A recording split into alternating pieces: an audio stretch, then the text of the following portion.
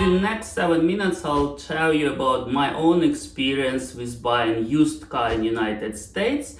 And for our family, the first car was absolutely necessary, and that was one of our first purchases in the United States. We actually bought 2 cars now, but the second one is more for the comfort. So how the process of purchasing a used car looks like? First of all, determine your budget. In my case, it was $16,000 per car. And please know that it's not just the purchase price of the car. You should think about the cost of ownership, because if you buy an old car, you might buy it for like 5,000, okay, 6,000, but you're probably going to spend on it more on repairs, on maintenance, and even the fuel efficiency would be not so good. So I'm giving you the calculator from NetWallet, and you can calculate the cost of ownership, take into account fuel, maintenance, licenses, fees, and insurance, of course. And it could be a big expense in big cities depending on your driving history, etc. Just to remind you that I made already a video about purchasing car insurance, and you can play with those insurance data on sites like Geico and Progressive and see how it works. Anyway, I had a budget $16,000, and the next step was to find a car that we want in that budget. Our first car, since we owned in Ukraine Kia K5, we wanted to buy the same model. We actually like that car. It's a sedan, very comfortable. Now in US it's called Kia Optima in some years, and in other years it's Kia K5. Anyway, I had certain, limits that here's my budget. I want a car that relatively not too old, like 2019 and higher. I wanted like limited mileage, clean title, etc. And I used the app called Carfax, because in Carfax I see the whole history of the car. And who was the owner, how many owners, was it in the accident, how it was serviced, etc.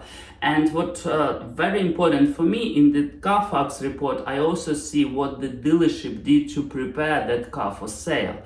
Yes, you can buy on the marketplace, you can buy on Craigslist, but in that case, I would highly recommend to take a mechanic with you and pay him $100, $200, $300, depending on the location and his expertise, to inspect the car before the buying. In my case, since I was buying from Kia dealerships, I didn't do that. The cars were not pre-certified. That's actually costs additional money because it's only a certain type of cars. But generally, I saw that Kia dealership prepared this car. It had no accidents, no issues, etc. And I think it was having, some peace of mind when you buy a car, but you are not an auto mechanic like myself. Yeah, I don't want any serious problems within 1-2 years with those cars, and I'm not overpaying for any guarantees, so I'm somewhere in the middle. And the 16,000, you could get pretty decent Kia Optima or Kia Sportage, that's the second car we bought. Yes, with some mileage on it, but with no accidents, etc. So it only depends on your individual preferences and your budget.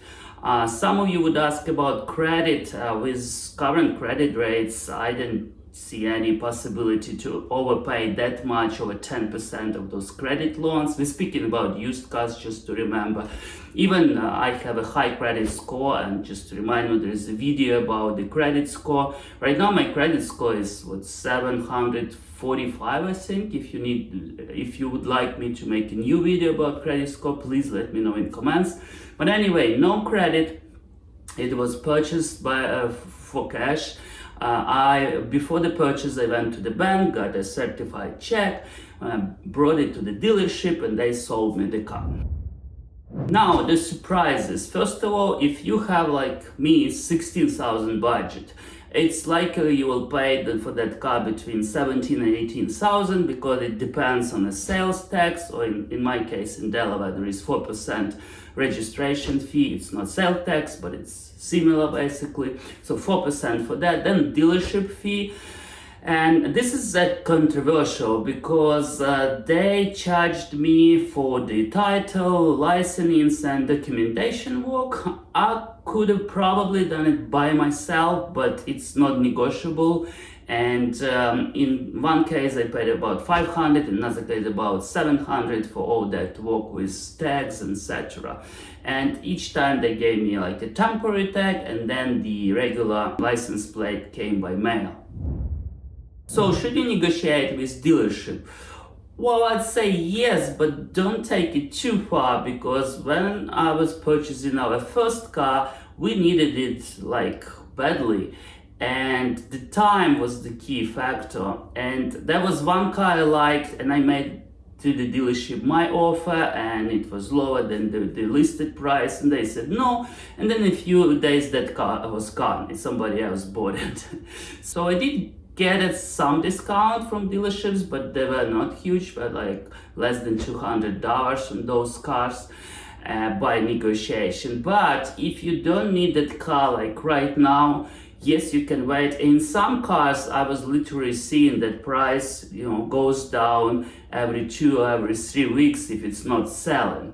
So if you're willing to wait and monitor like every day this Carfax app, yes, that might be a good strategy if you don't really need that car immediately, like in my case with my first car. Having said that, that's the most important thing. The actual paying is pretty simple. I went to the bank, got a check, then went to the dealership, then had a test drive, and if it doesn't explode at the test drive, you're gonna buy it because you already researched that car. And I'm giving you in the comments a couple of articles how to buy used car, the cost of monthly car ownership, and this article about pre-certified cars in case you need like absolute peace of mind. One more important piece of information: should you buy like extended warranty from your dealership?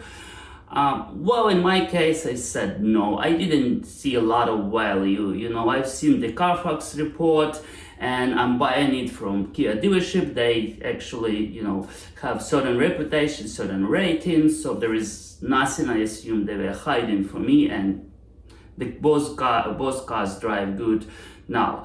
So I wasn't overpaying for that extended warranty or any additional perks because they were not valuable for me. And again, because at the very first step I had a limited budget, and I said, okay, this is 16,000, no credit.